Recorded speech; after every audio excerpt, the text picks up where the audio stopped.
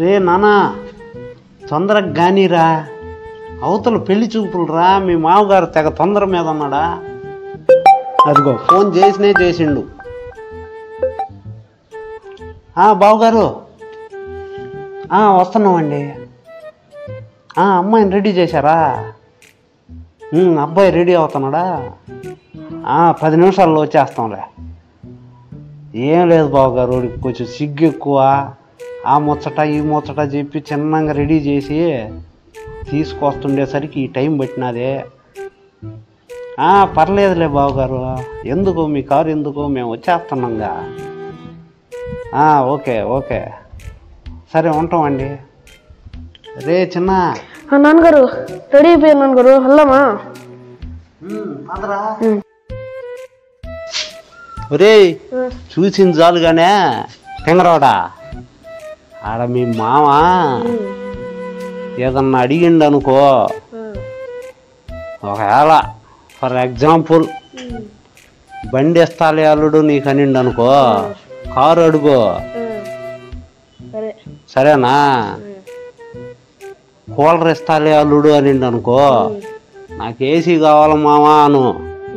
అంతేగానే బండి అడిగితే సైకిల్ చాలే మామా అని అడగమాక. సరేలే, ముందు అమ్మాయిని చూడండి. ముందు చూపిస్తాంలేరా, అంత తొందర ఎందుకు? ఒకవేళ కూలర్ ఇస్తా అనిండు అనుకో, నాకు టేబుల్ ఫ్యాన్ చాలే మామా అనమాక. అలా ఎందుకంటా నేను? నువ్వు అంతేరా, టింగరోడివే అన్నా అంటావా? అదే కదా నా బాధ. మనం ఎప్పుడు ఒక మెట్టు పైన ఉండాలా. వాళ్ళు అడిగినరు అనుకో, ఇంకొంచెం పెంచి అడగాల. అప్పుడు నీ డిమాండ్ పెరుగుద్దే. చెప్పినాయని గుర్తుండయా? బాగా గుర్తున్నాయి. ఇంకా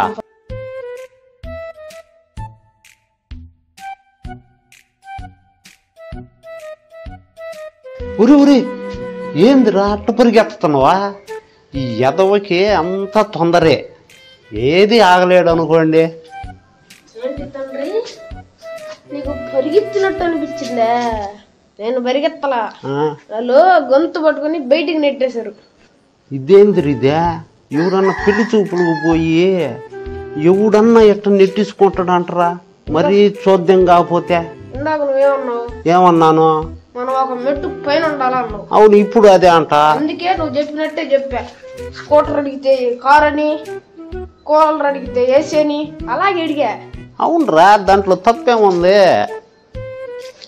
మనం ఒక మెట్టు పైన ఉండాలనే కదా చెప్పిందే. మొత్తం చెప్పినాక ఓకే బాబు నీకే ఇచ్చి పెళ్లి చేస్తా ఉన్నారు. మంచిది.